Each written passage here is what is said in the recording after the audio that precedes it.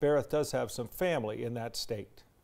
Republican Senator Cory Gardner hopes to introduce an amendment early next week that would change how pot shops do business.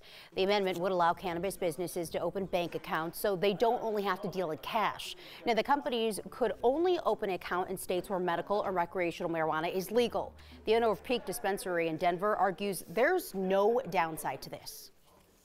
There's the transparency for the government that they're looking for, while allowing us to continue to, effectively operate our business. It's a convenience for our customers too. Right now, most of the small, the smaller chains and the dispensaries, we're using cash. We require our customers to get cash out of an ATM, which is an additional expense. The amendment would be attached to a criminal justice reform bill that Gardner has worked on with Democratic Senator Elizabeth Warren since the summer. Gardner's office says the senator will continue to work hard at this since, quote, ensuring states' rights are recognized when it comes to the regulation of marijuana is a fight we should continue to have.